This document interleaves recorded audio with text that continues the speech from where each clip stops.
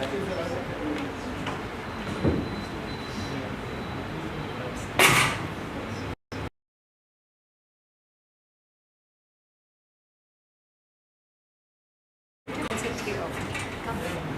sitting there by yourself. We can have a conversation. Thank you. You're sitting there by yourself. We can teach you.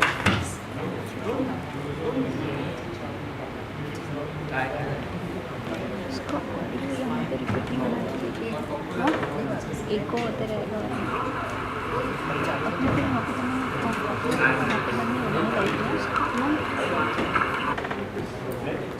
यहाँ से mute करते हैं। हो गया है, लाइव चला गया है, शुरू हो गया लाइव। मतलब लिंक कैसे शेयर? ठीक है शाम। Hi everyone. Welcome to day 2 of Out and Loud Pune International Queer Film Festival, sponsored by IFA, Publicis Sapient, presented by IBM and supported by Alliance Française, Barclays, Institut Français, Goethe Institute, All India Professional Congress, Queer Bazaar, Yavasura, and Leading Movement and FQ. So when we talk about inclusivity, we don't just stop at mere acceptance and tolerance. We go beyond acceptance and tolerance, and where every individual who belongs to a minority or a diverse background, irrespective of what caste they belong, what background they have, we kind of try and empower them. And to discuss that, we have an esteemed set of panelists, and I would like to welcome them on stage. I would start with Professor Rajda, who is author, former head, Department of English, Savitribai Phule University, and a visiting professor, Department of English, College of Arts and Commerce. Also a visiting professor of Department of English at Nalanda International University, Raigad. Shyam, I would like to do a small presentation. Next, I would like to invite Professor Jyoti Chandramani, Director of Symbiosis School of Economics and the Dean of Faculty of Humanities and Social Sciences at Symbiosis International University.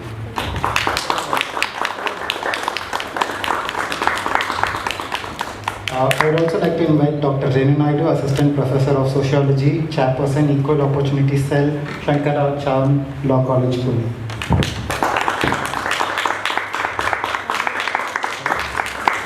Last but not least, Mr. Priyank P. Tiwari, an educator and writer by profession with a career of more than a decade in teaching.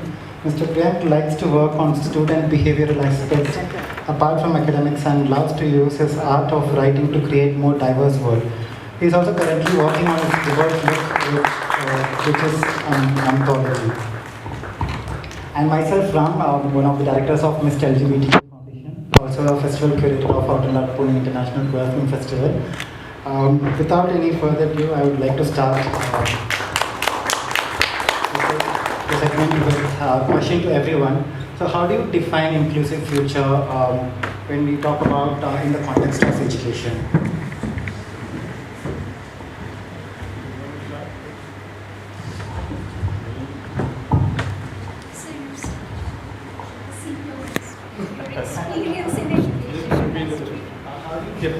How do you define an inclusive future in the context of education?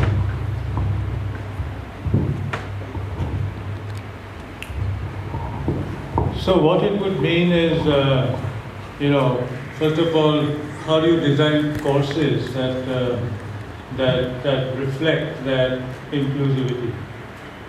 That would have to be done, because traditionally universities tend to be a little squeamish when it comes to designing new things, right? So that resistance will have to be broken. So it starts with the kind of syllabus that you're offering to students. Now, when I was in Pune University, for 30 years I was there, and we introduced LGBT studies. There was resistance initially, but then we found a way of dealing with that resistance, so that becomes a starting point. But then only starting a course is not enough. Usually such courses are elective courses, so not everybody opts for them. I would say that ideally these courses should be made compulsory, so everybody has to do it, whether they like it or not. You see, the problem with even starting a course, that's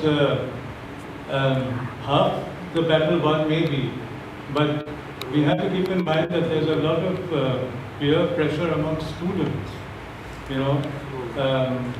as to why are they opting for an LGBT studies course, are they lesbian and gay themselves. So there's that kind of peer pressure. That's why if a course is compulsory, everybody has to go through, And then the other thing is that, faculty. You have to have expert faculty. After I retired, they just screwed up the course in the English department because they started calling people who admittedly knew very little about LGBT studies. There are so many components. When we had the course, there's history, there's law, there's literature, all that has to be covered. So this is how you do it. Now, apart from the academic component, there's also a counseling function that we as teachers can perform, help students to come out of the closet, You do know that there's a lot of self-directed homophobia within the LGBT community, right? So we have to deal with that. And then for those who are not from within the subculture, the inbuilt homophobia, how do you deal with it? Everything, the abusive language that is used for gay people and so on, through counseling, even workshops. So these are some of the ways in which you create an atmosphere of inclusivity. What happens in academia is that because we're dealing with books lend a certain kind of respectability to something that is seen as not very moral or anything. So, if I say, let's read Maurice by Ian Foster, they know of Foster's other work, he's a canonical writer, but Maurice is a very homosexual novel. And that also helps to change their mindset. But the example I gave you was of a British writer. The other problem there is that when we design these courses, it's always, in my experience, you bring in things mostly from the West, which is a way of saying that, okay, these things exist there, but they're not a part of our culture. Which is what, as you know, which is the government line now when they're talking about same-sex marriage and so on. Oh, this is a Western import. So, in my department, we saw to it that the emphasis was on stuff from here. And there's a wealth of it. Starting with Ruth Vanita and Tarun Kidwai's Same-Sex Love in India, readings from literature and history, Devdutt Patnaik's work, things like in translation, Behalf by Ismail Chugtai, Suniti Namjoshi's work, the two anthologies, Yarana and Facing the Mirror, which Penguin brought out, gay writing and lesbian writing from India respectively, and then 21st century, my own novel, The Boyfriend, and various other work, Manish Lakhani's work, Vikram Seth's work. So the focus should be here, because the danger then is that a lot of students will take these courses and so on, but the feeling that they go away with is that, these things don't belong here. So then it's purely academic, It hasn't to do with, they think that it hasn't to do with their day-to-day reality. So these are some of the things. And then another problem is, parental interference. I remember in Goa, in an undergraduate college, I was on the board of studies, and they introduced a subject, LGBT studies as a subject. The father of one of the girls who was in the English department, who happened to be a professor in one of the science departments, he created a big ruckus. And he said, I don't want my daughter to read this sort of thing, you have to change the syllabus and so on. And then it had to be taken up in the BOS meeting. Finally, I think they decided that we can't change the syllabus. If you're uncomfortable with your daughter, the daughter herself was quite happy to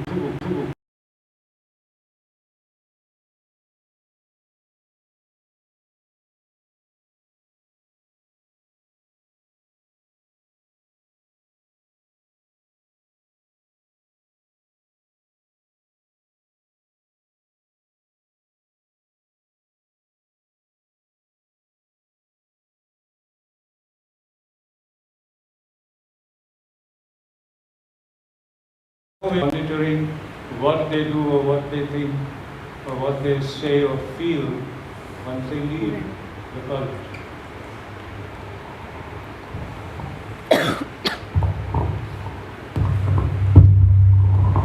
Adding to what Dr. Rao said, I would like to add that it's not just at the college level. I think we can and we would be able to build an inclusive environment right from the primary education at the school level, wherein we need to bring the literature.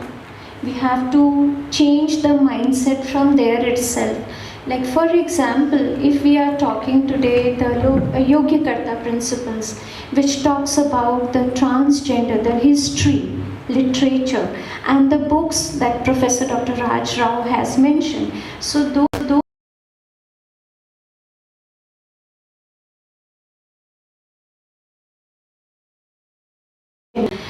students should have the access to these novels, to that literature, and there should be always a professional person, the teacher who is an expert and who can handle these queries in the minds of young generation, because they are the change makers. And if we do this by making the curriculum, adding more to the curriculum, I think we would be able to build inclusive environment. Not just the student, even the teachers need to learn a lot. There are teachers in the colleges and the schools who are homophobic. And just a small gesture can change emotionally, can hamper the mindset of a person.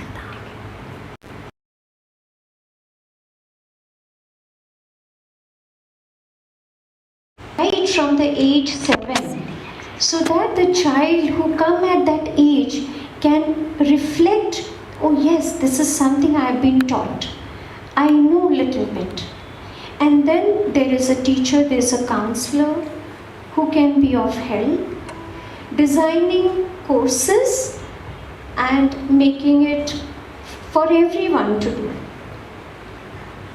And courses which will talk about not just people from the LGBTQI community, but also from the marginalized communities. So these things are very important, and not just, as I said, student, teachers, non-teaching staff, as well as parents.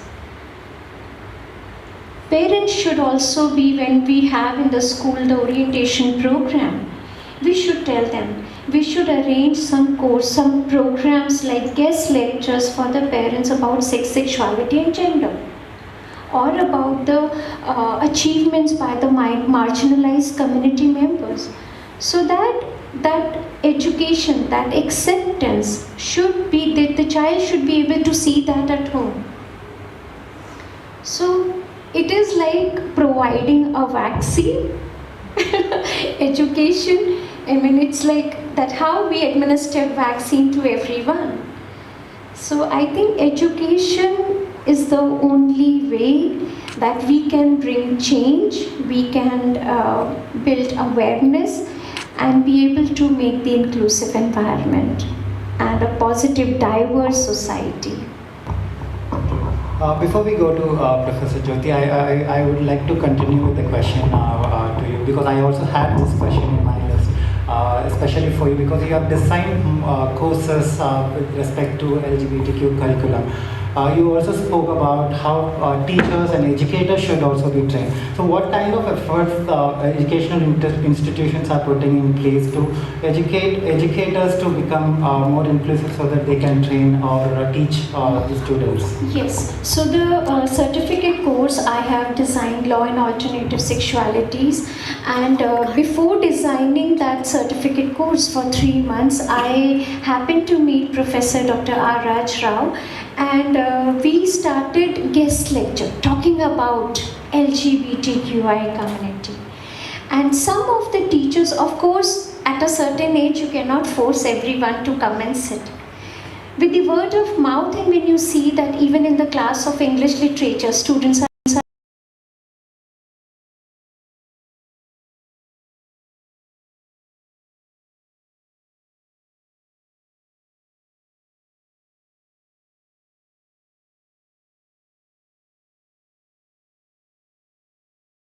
change, which not only change, which can help them to see the different perspective.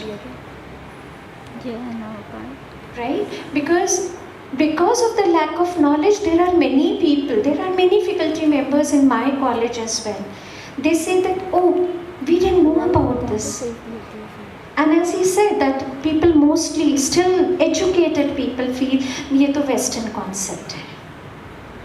अरे madam आप तो वो Danish girl वाला novel वाला बात कर रहे हो, but this is reality, right? There must be so many Danish girl-like character, like those people in our community as well, because we do not recognize their rights, we do not recognize them. They are teachers. It is the duty of the rest of the society to bring them out and make them feel the part of the mainstream society, because they are the part of the society.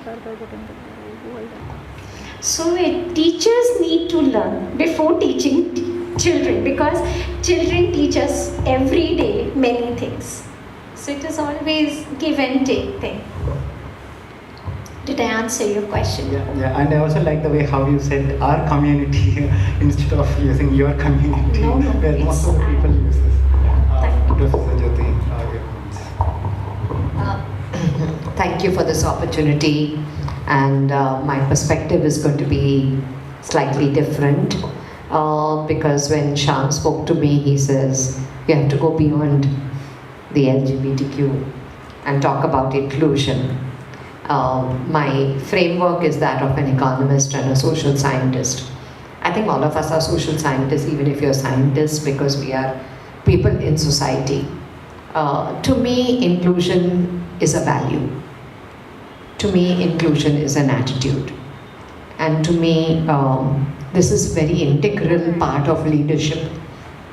Whether you're head of the department, you're a teacher who's having a one-act play where you're teaching, when you're talking to your students, it's like a one-act play at that point of time. I think you can influence them in a very large manner. And so when I talk about inclusion, I talk about what are the different types of exclusion that are there. And somebody who does badly in class, I come from a framework at Symbiosis School of Economics and at Symbiosis International University, where we have more than 20,000 students. They are coming from all the states of the country, more than 500 cities in the country, maybe even from districts, talukas, etc. So there's an adequate diversity and a pool of people coming together, coming from culturally different backgrounds. What's very nice is that the philosophy, culture of the place has to be such that it becomes like a melting pot and nobody feels, that I am from a particular region or I am from another one. So I think everything that we talk about is very, very important. Sometimes without realizing we're insensitive. So I'm not going to quote philosophers or authors or books, but I feel inclusion is a way, and I feel everybody has to look at it from a different point of view. Now, I'm an urban economist. When you go down the road, and we just talked about traffic, all right, and the thesaurus of inclusion, when you look at it as an antonym, comes to the exclusionary part of it. what you see on the road. You just stand there. You will see private vehicle after private vehicle after private vehicle moving in. So you are exclusionary. The marginalized is anyway getting excluded.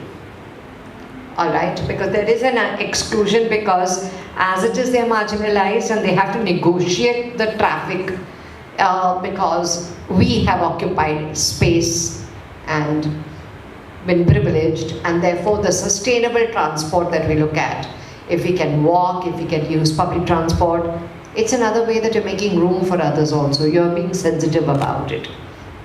How many of us, we're all aware of human rights? As I said, one of the principles of macroeconomics is there are objectives, and one objective is that of social justice.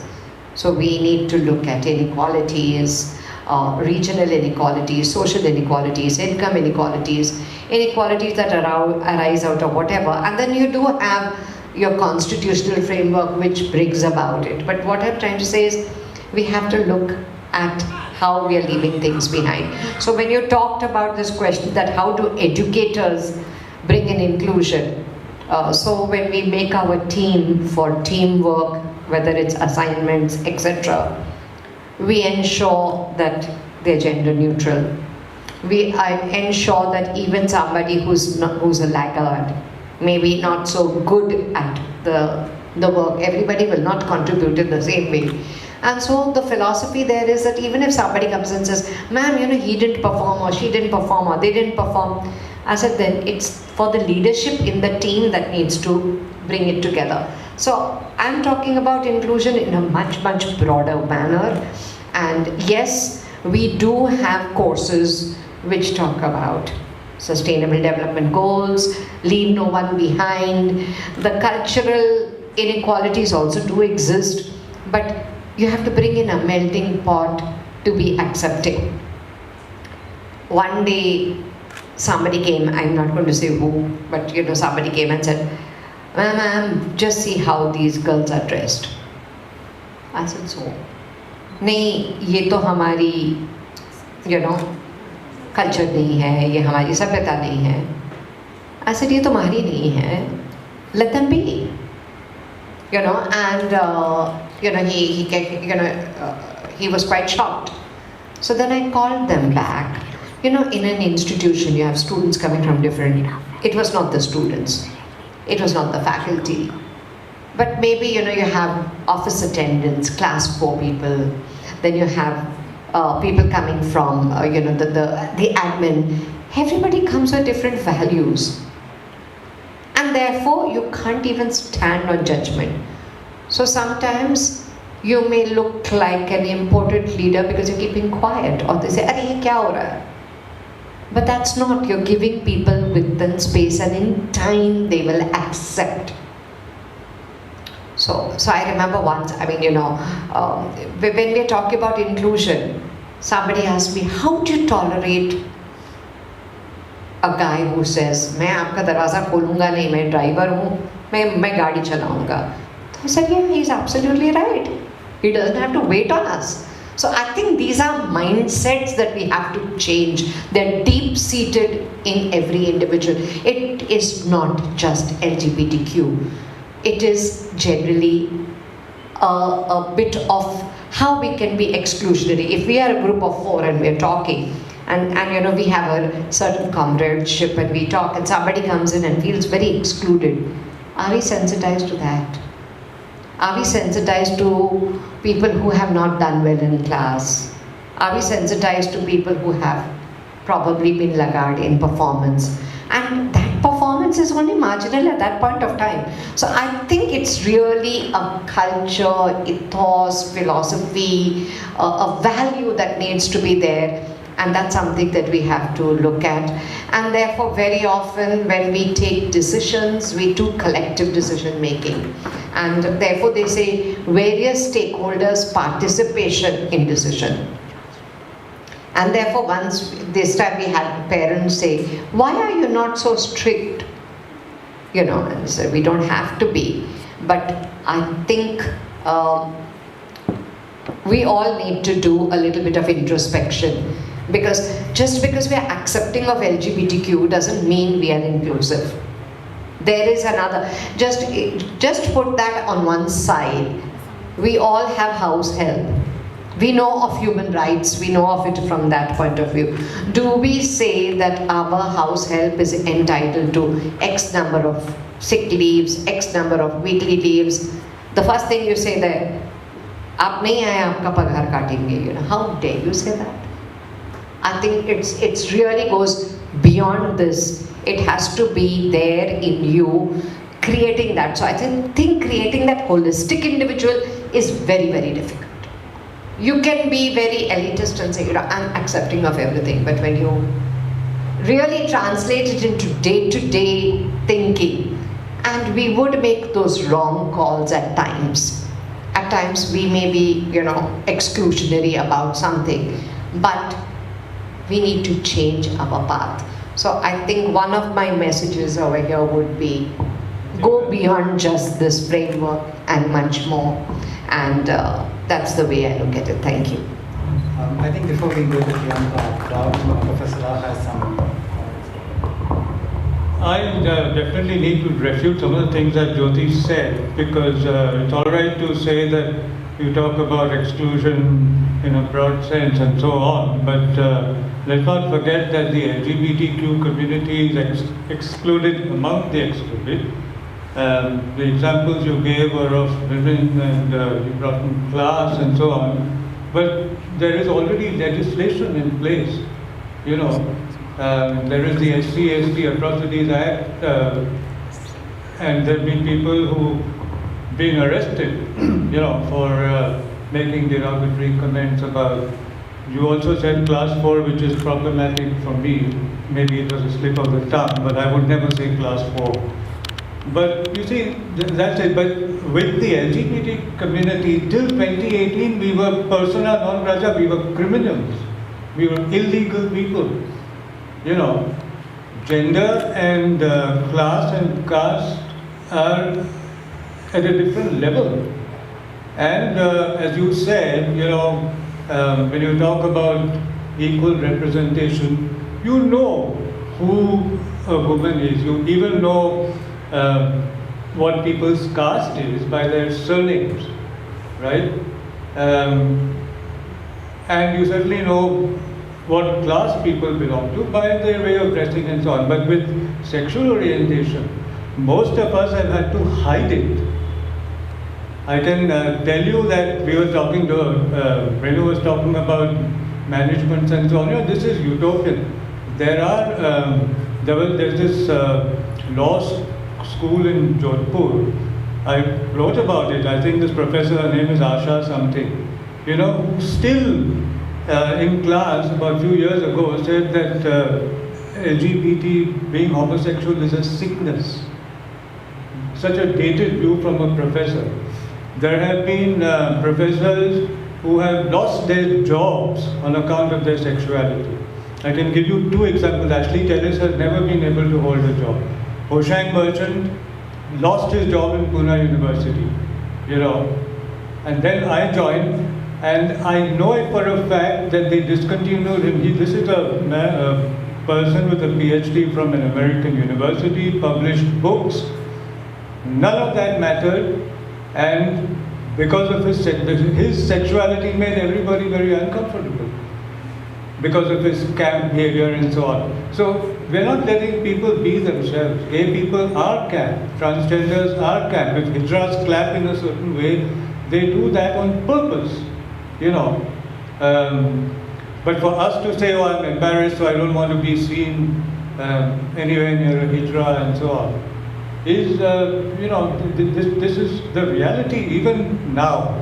So things haven't changed. Look at the opposition to same-sex marriage. Not that, you know, people like Vivek, they're my friend, and some of us are against same-sex marriage, but for different reasons from what the Indian mainstream is opposing it for, saying it's not a part of Indian culture. Ruth Vanita has a book, Same-Sex Marriage in India, where she's given any number of examples of people who have married, although that marriage may not have recognition in law, But they have gone to a temple, they have had a priest perform a marriage-like ceremony, they have garlanded each other, and their families have accepted them, and they regard themselves as married. You know, but there are people in Nasik city. I was witness to this. People went on the road and said, "No, we oppose it." 3 states now. The centre has asked the states for their opinion. Rajasthan, which is a Congress state, Assam, and another 4 states have said no.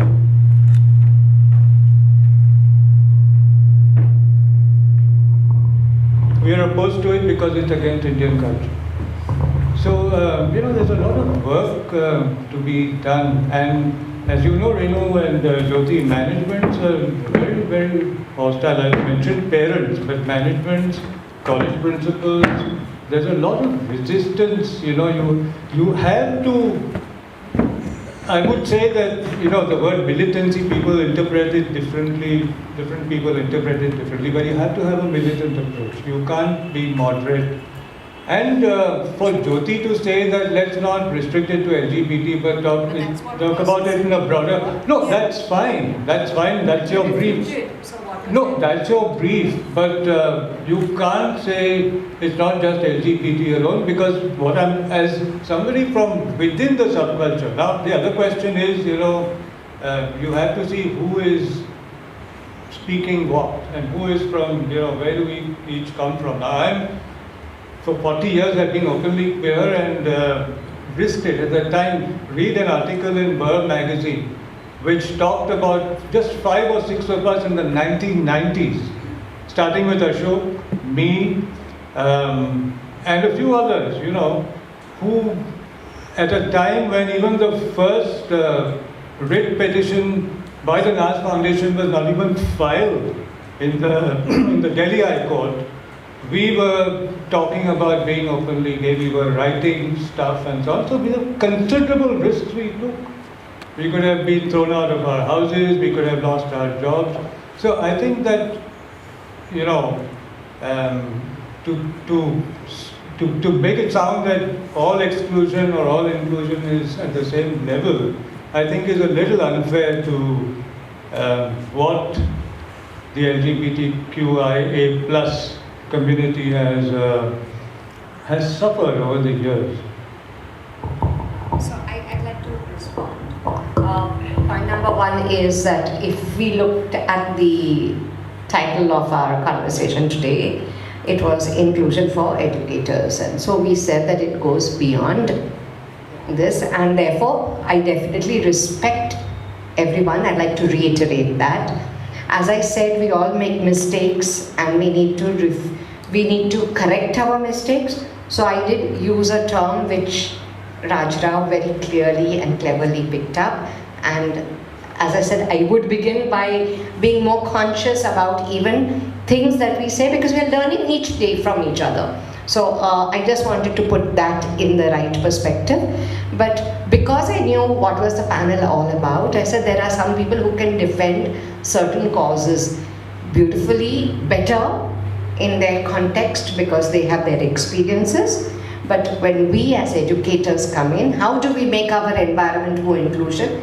Is definitely with academics, with research, with all kinds of inequalities, all kinds of exclusions, and how to make society more inclusive, giving prominence to what needs to be given.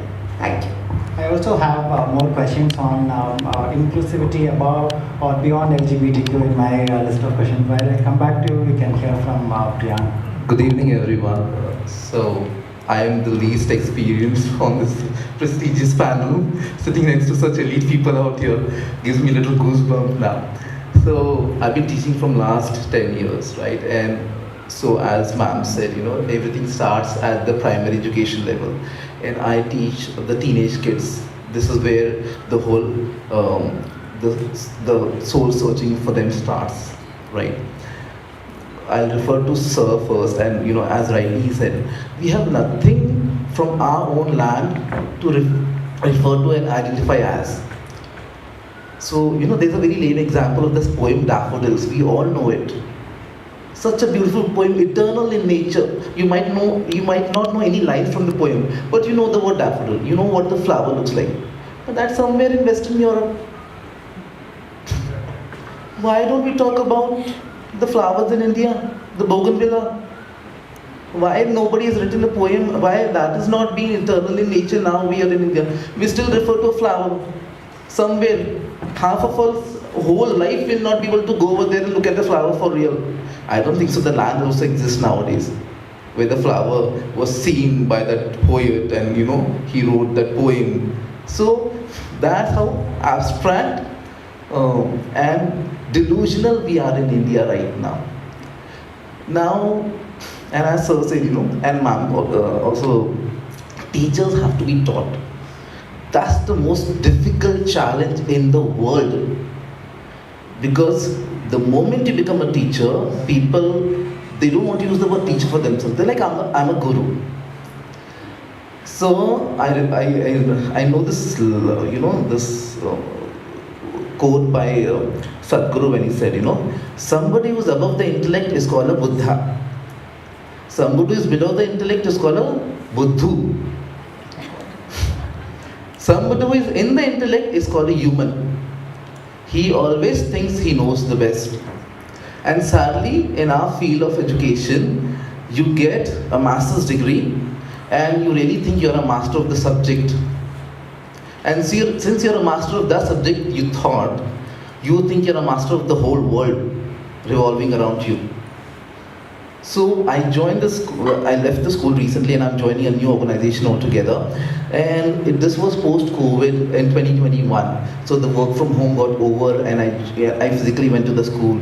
And so this is what, I'll give you a gist of reality, what happens to teachers if you are open for people to see, not to say.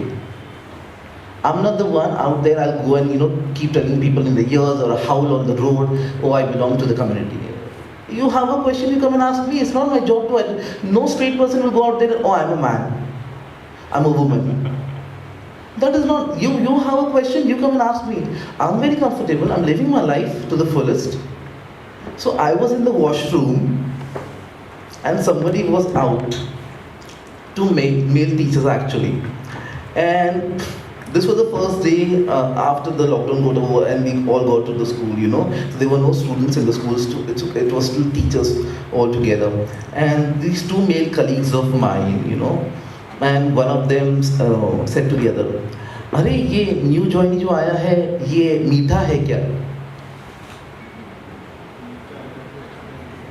People know, I think, what they mean. So he mean to say, "Arey, ye good hai kya?" This was, and these two people, these two colleagues of mine, they were almost close to 45, I would say, experienced more than 20 years into the business. And they were having these conversations in the washroom, what they were doing in the washroom. And they didn't know that I was sitting inside doing my business.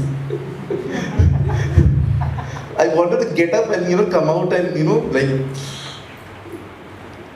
put my lungs out on their faces. But I was like, no. So I always teach my kids, I said, a man is a man not by his gender, but by his work. And I always teach my kids, whether it's boy or girl, I said, give people to talk more than your gender. Initially, we all have some kind of, image about the person when you meet. We always create. That's the human behavior. If you say that I don't, I think so, I have to put you on a liar test then.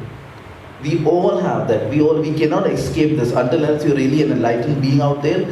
Slightly somewhere you will create an image about the person. We have been trained like that. It's a rooted thing what happens to us. And so there's a student of mine, he was doing B.Pharm here in Pune itself. He's from one of my first batches which I taught in 2013 when I started my career. And there was a fashion show in the college. And the theme was given to them, the topic was given to them. And he dressed up as, he identified as a straight, but he dressed up as a queer character. And he went on the stage and he sent me specs and he was like, "Sir, I did this." And I said, "Why?" He said, "It doesn't make any difference. We all eat the same thing, we all talk the same thing. I'm getting the same education the person sitting next to me is getting. So there's no difference between him and you." So personally, from the last 10 years, what I have been working on is create an environment in the class where I teach, where my children do not see gender. They only see a person with talent sitting in front of them.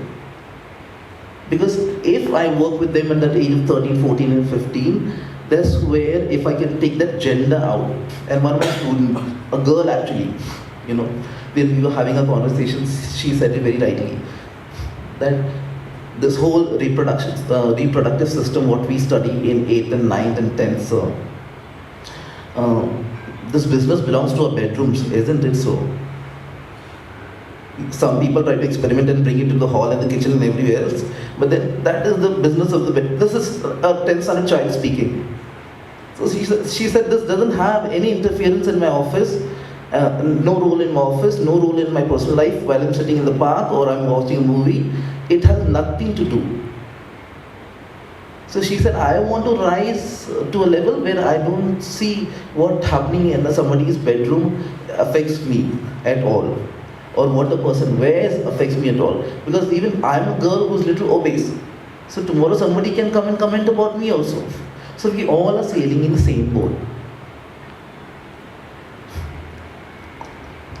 From the community point of view, the last 10 years, my struggle, and this one question. Right now, so I gave an interview with a very eminent school, which I'll be joining now recently. I met a person who is a Padma Shri awardee for the final set of interviews. But still, people could not escape the question. So, how old are you? I said, I'm 35. You're not married? I said, no. And he said, oh, I'll make sure I'll get you married. I said, 10 years people have been trying to do that. I said, best of luck to you also about that. So that, teaching the educators, if we can do that, really, the whole change will automatically happen. Because most of the students, we all, these people, across the panel have a career which is spanning almost my age, I think so now. So, in that case, they all have got those 2 a.m. calls from the students where, I'm going through this trouble, can you help me out? And I've got calls at, 3 a.m., 4 a.m. in the morning, and, students tell me, sir, I'm going through this trouble, can you help me out? And one such call I got is when my child was like, sir, I'm not finding my interest in any gender. He was just 19. So I'm not able to find any interest in any gender, what I should do.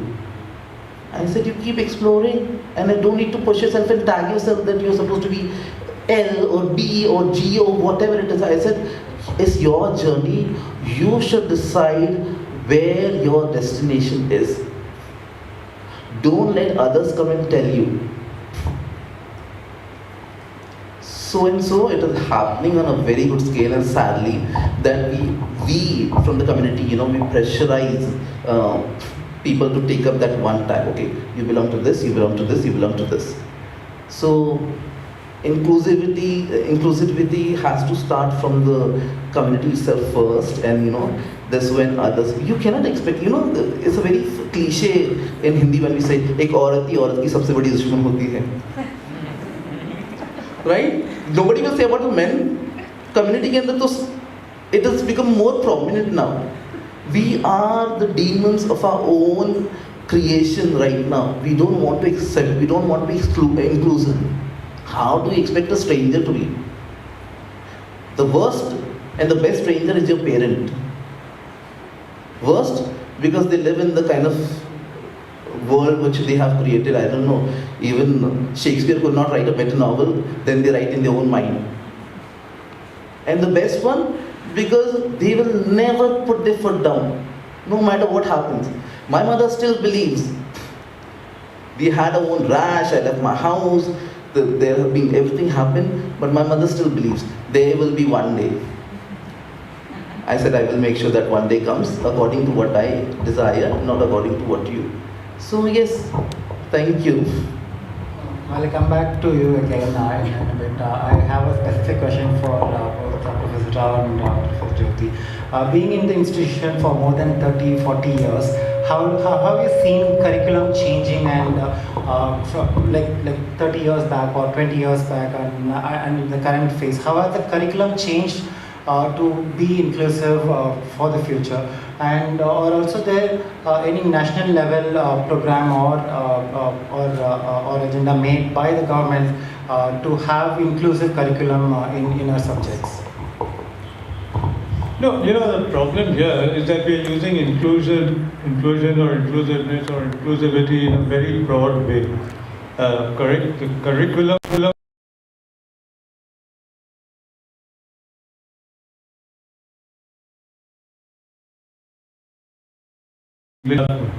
there's the new literatures, there's a lot of post-colonial stuff, there's American literature and so on.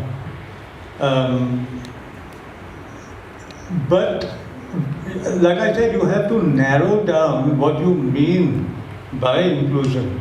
Now, Dalit studies, Dalit literature is certainly a part of many university departments, which was not there in the past. So that is changing. So it's in direct response to your question. Gender studies, feminist literature, feminist issues, which were not there in the past. In the past, speaking, because I am a professor of literature, two acronyms, DWEM, Dead White European Male, you only studied works by dead white European men, like Wordsworth or T.S. Eliot or whoever. And the other is WASP, White Anglo-Saxon Protestant. So DWEM literature and WASP literature, that has changed. We certainly have a lot of black American writers. I teach Toni Morrison quite a lot, and so on. But, like I said, you have to narrow down your definition of inclusion. When it comes to sexuality-related inclusion, it isn't there at all. Many university departments have courses that they call gender and sexuality, and believe me, sexuality is only a kind of tokenism.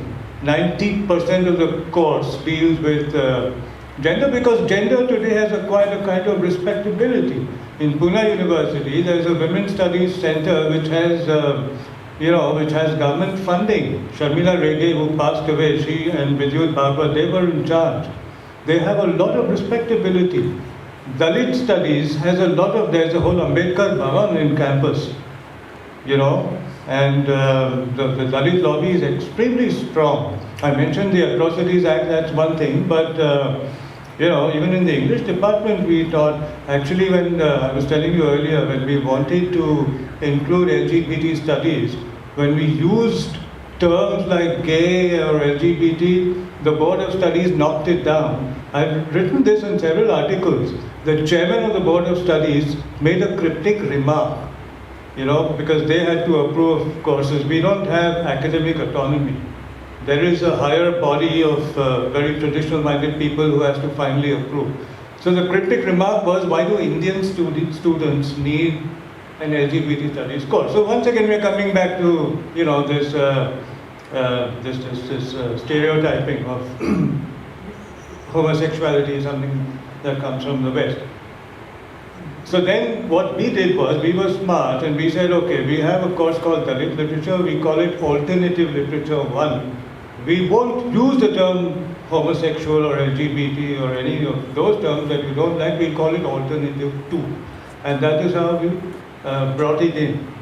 And then they had to agree, because we argued our case. It was not cakewalk. It was not as if they said, okay, fine. So my point is that inclusion, and the other thing, I think you were going to ask a question. If you read your queer theorists like Eve Sedgwick and so on, it's all right to say that there are different constituencies, but where do we have acceptance from the other constituencies? You talk to a Dalit today, he'll say, "Tum log bhadwa hai, tum log gandu hai." Namdev Dasal has a poem called Gandu Bagicha, which is there in Yarana. But that's only a poem. You talk to Dalit activists, you try these tests, for yourself.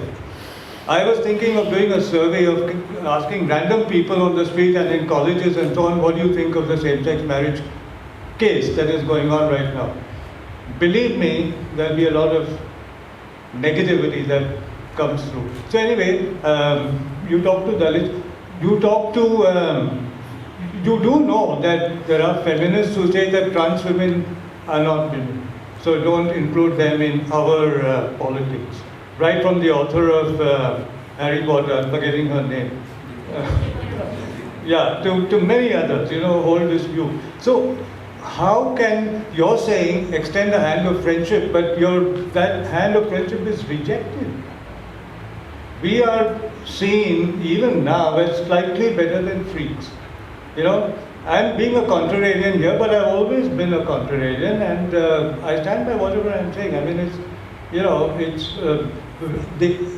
at the same time that the Women's Studies Center was started in Pune University, I started a Queer Studies Center. We had underground meetings in my office at 5 p.m.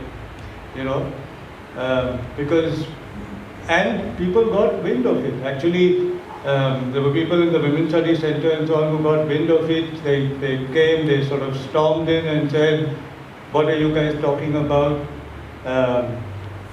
Actually, that led to my book, Whistling in the Dark, testimonies of people telling us their stories and so on.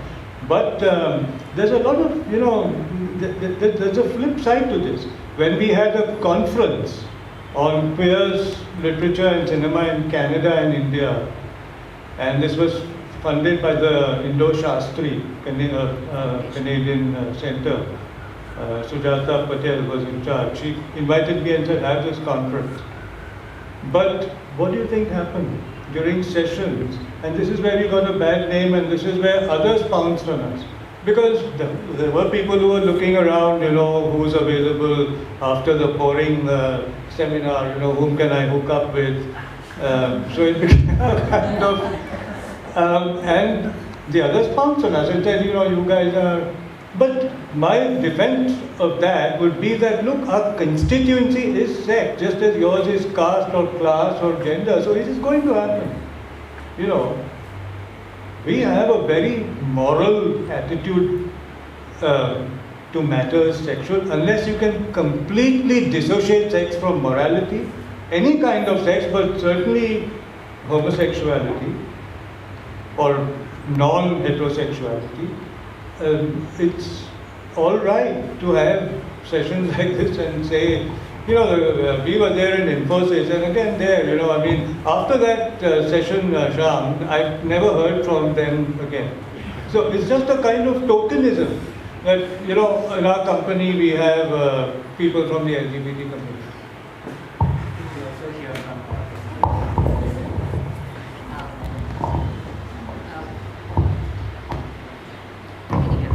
Okay, so here, here is a case of a public university and a private university. So at Symbiosis, where I have spent 38 years, so obviously that's going to be my spectrum from where I'm going to speak. We do have autonomy in our board. We have a liberal arts school. We have a school for international studies. We have a very strong and well-ranked Faculty of Media and Communication. We have a philosophy of interdisciplinarity, and even before the National Education Policy came in and talked about diversity, inclusion, and equity, we had these things in our department already there. So it sounds very utopian, but in fact, even if there are issues with student affairs where there is a complaint about somebody who's facing, some form of injustice, I think justice, we do think it prevails, because a very, very accepting place. It may not be the case had I been in another university, but I have to say this as a Dean of Faculty of Humanities and Social Sciences, because these courses go right under my nose.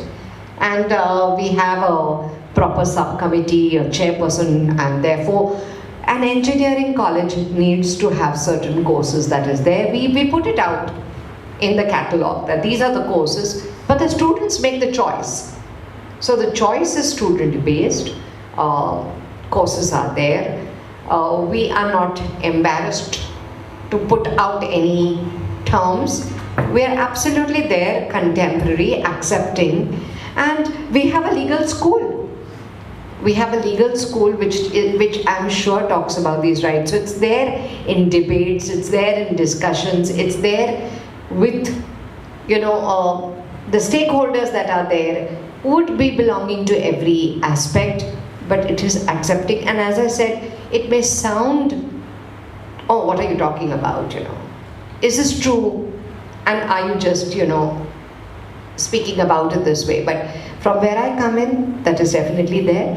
And I'm very, very optimistic about the future generation, the young students. Because when they come in, I've realized we don't need to sensitize them. They are far more sensitive than many people who have been around. So maybe, as it says, it happens from schooling, but where they face their own challenges is probably that their parents think differently from them and they have to bring those changes. And in such situations, counseling does take place. We have a Symbiosis Center for Emotional Wellness, and we have our own, gender inclusion cell, and we have courses where we talk about these aspects which are very much a part of our culture, philosophy, and acceptance. Thank you. But what text do you have in these courses? You have the book Same Sex Love in India by Brooklyn. I'll have to look at that under the English discipline. You told them about Khajuraho, have you told them about the Kama Sutra? See, there is the archaeology, the anthropology department, etc. Huge book, Same-Sex Marriage in India. Do they know of that book? Because I also have but what texts are we including in the No, so what we, to ensure that we are more inclusive, etc., what we will do is, Rajrao, we will invite you and we will ask you to just review our courses and say what can be added, in that sense. Because if it is coming out from the faculty, the faculty determines a course, the course is vetted by a subdiscipline, it's all done online, etc. But if we need to enhance our quotient, we are very open to it because we are accepting. I would like to add here, I have a background of social work. I have worked for national and international organization, happened to be have the exposure in United States, and when I came back and joined the academic field, the institution that I am teaching in, I teach sociology. And during the COVID time, and because of my experience and exposure in United States, I research on about LGBTQI community when I came in 2016 back from US, and this thing was so much there in the newspapers. And as ma'am said, I completely agree because I had a conviction that I saw people from LGBTQI plus community working so well, and people are very happy, open. They have the space for everyone, not just LGBTQI plus community, but as you said, inclusive, a big perspective, right? People from all over the world are coming, getting good jobs because of their academics or because of what they know, competence. So teaching sociology to the students of law, I realized that the syllabus does not offer what is the requirement of this time. And that is when I did my research, and I went to the principal of my college and I said, ma'am, this is something I want to do. Being a conventional college, my principal, she was convinced with a certificate course, and before that certificate course, to understand the knowledge and acceptance among the students, because we have students who are coming from the Marathwada region. So I organized one guest lecture so as to understand how much they want, how much they know and how much they want to know more, because parents, again, parents have their own, they are lacking knowledge. I They had so many questions with respect to parents and So how yes, decisions also I concerned. just say that if the teachers are convinced and they feel that yes, they want to do something and approaching to the management or to the principal, that can definitely add to bring change in the existing curriculum or existing education system. Thank you. In the interest of time, I'll open up the questions to the audience if anyone have any questions to the panelist.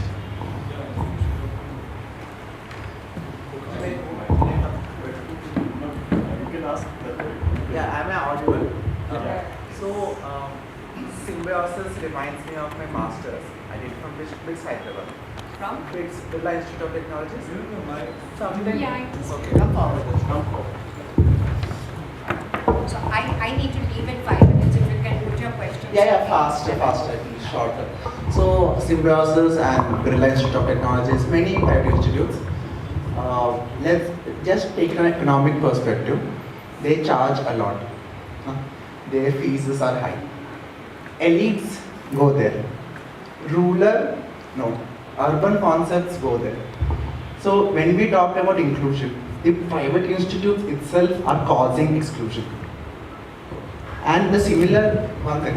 Like, You're not wrong, you're not wrong. And I'm not refuting it. Yeah, and again coming to the problems sir is facing at SPPU that you are not facing in Absolutely. That so itself is exclusion. that itself is a exclusion and a big problem. So how could we bridge this out? Economy and because sexuality has nothing to do with how much they earn, how much their parents earn. Are they from rural India? Are they from urban India? These concepts have nothing to do with what they identify as. There's nothing to refute because what you say is what I agree with, you know. So, I mean, how to go about it in terms of being there, that's why we are here, because we all have a responsibility. But at this point, what is our responsibility to society at large? For example, whenever Shyam has asked us to host such programs, we host it. So that is our contribution, a very, very inconsequential way. I'm not even saying that's big, but our students do attend, am I right? And last year it was there. So there's nothing, because sometimes the very system is so exclusionary. So education, most definitely. In fact, one of my PhD students is writing a thesis on how privatization of higher education has made it exclusionary. So just because I happen to be in one doesn't mean we don't research on the ills of it or whatever it is. So, bridging the gap, and sir talked about the whole, the kind of funding we have for Ambedkar studies as well across India, right? So, from the community, I'll come back to the same thing, okay? How many of us, and really, that's we have to literally look at it, okay? How many of us, when we come out from those private universities, and many of us do, right? How many of us are willing to sit across the table with a person who's not earning like us from the community? We do not. We do not. So the real demon lies inside the community only. Why can't we lift our own self up, lift your community up? We'll be stronger in nature. So the bridging has to start from ourselves first, okay? 10 years before, when we talked about community development, okay, LGBTQ, okay, to get people job, there was only AIDS testing programs. A person would get the job in a testing program. Mainstream, nobody's there, nobody's out. Today, yes, we have people, so we have, sponsorship from IBM and other institutes. This is an example that there's a change happening, right? 10 years before, no. Okay, so there was a time I was like, so 2010, when the verdict came out, right, there was a rally on the Azad Maidan in 2010. I was at the rally, Lakshmi was there, right, front and center of the whole, the celebration thing. I was there, a naive kid out there, and so the media out there. And me and my friend posed for a camera, and the next day morning I go and sit with my sister, and my sister is like, this face is very much recognizable. she's like, bring your face closer to my face. I was like, what is happening, Dee? And she was like, isn't this lower jaw looks like yours? And I was wearing one of those, one of those. And she, isn't this you? So my face was there on the third page of Mumbai Mirror from the Azam Maidan rally, okay?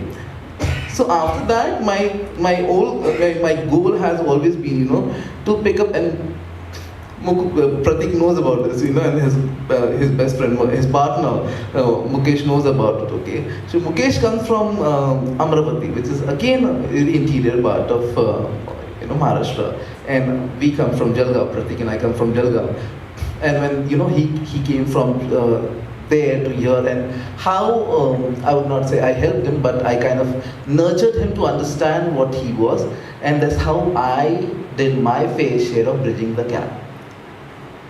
So initiate the conversation in the community first, that how we individually and as a community should be filling the gap. Thank you. Any other questions? I wouldn't agree that just because you're from an elitist institution, you're less homophobic. It's just that it would play out slightly differently. There would be less abusive maybe, but the prejudice is the same. It's not different at all. One of the things, Renu, if you remember, is in all these, that's why I said that these courses should be made compulsory and not optional. You rarely find straight men opting for any LGBT studies course. And where is that coming from? That's coming from a sense of their masculinity, which they think would be compromised if they are even seen in a classroom where right now is a professor talking about Indian gay literature and so on. So this cuts across class. It could be Flame, it could be Symbiosis, it could be Pune University. So it's just that, like I said, maybe they would be a little less abusive, maybe they would use a more refined vocabulary, but the prejudice, the hostility, the bias, all the things that you have to work on are the same. We'll take one more question. Yeah. Hi, so I wanted to ask about structural inequality. I mean, we're talking a lot about the curriculum and making inclusive teaching as such, but is there really any point to having an inclusive curriculum if it's not taught by teachers and taught by faculty who are themselves a certain community, whether you're talking about Dalits or whether you're talking about LGBTQ members? Simply put, a straight person or someone from an upper class won't understand the nuances or won't understand if the curriculum is actually being inclusive or not. I mean, a professor shouldn't have to ask someone else to check whether their curriculum is actually inclusive. So shouldn't the focus be on that to have? No, 100% right. But Hello. where do you get faculty? I just told you that there are no quotas for LGBT people. When in one of the transgender bills, they tried to talk about job quotas in government colleges and so on for trans people, but I think that's only in letter. It's not been implemented. I also gave you examples of gay faculty, some of them are my friends, who lost their jobs when they came out, So how do you do this? And in my own department, this is a classic case. The moment I left in 2017, they called unqualified people, and the whole thing collapsed. So you're absolutely right. But with Dalit and women's literature, these are the other obvious comparisons that are made.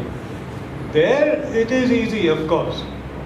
A state university has, you'd be surprised. In Pune University, both for faculty and for students, the open positions are not even 10%.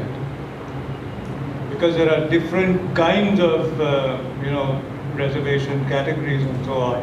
So of course you have good Dalit faculty.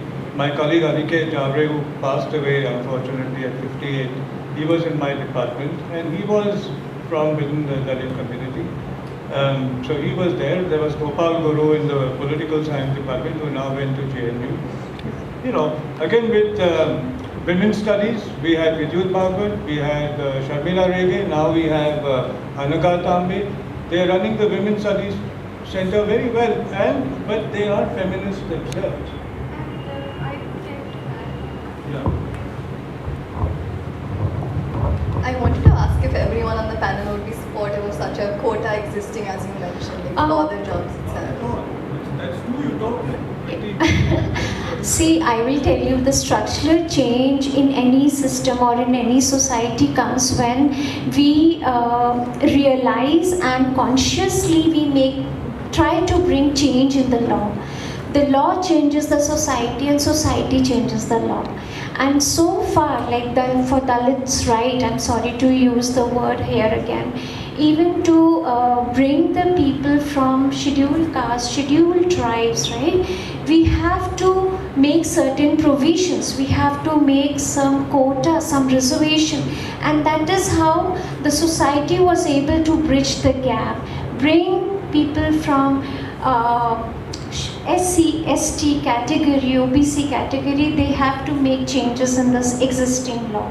So somewhere we have to make consciously that change should be by law, so that every institution, it becomes mandatory that you have to have a teacher from a particular section of the society, right? So this is how the structural change, because very few colleges or very few companies are still open and they allow a person like Ms. Zainab Patel.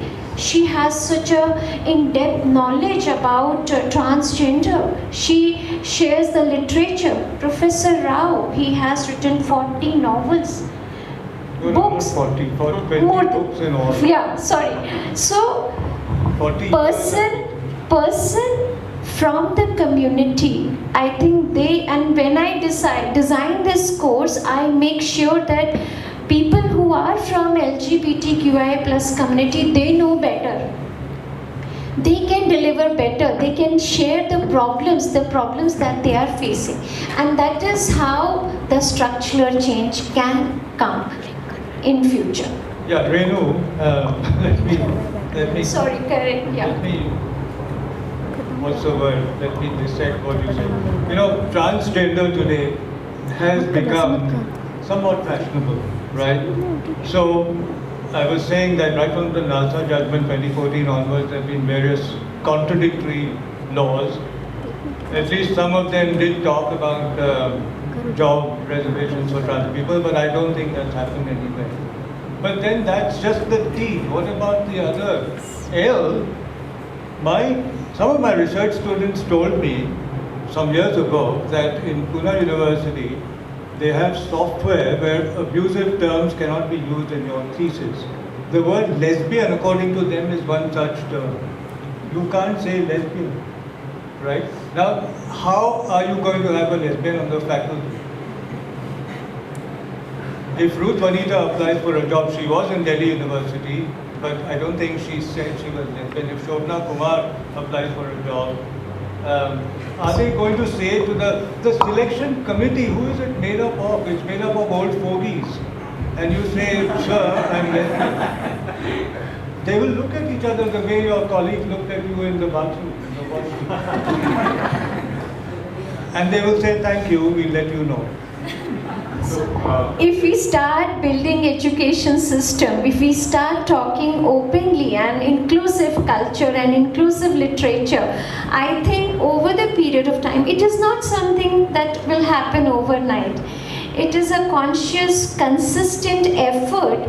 And I remember, I'll tell you one thing, sir. One student, I don't know, he got to know about the course and he called me from Bhopal.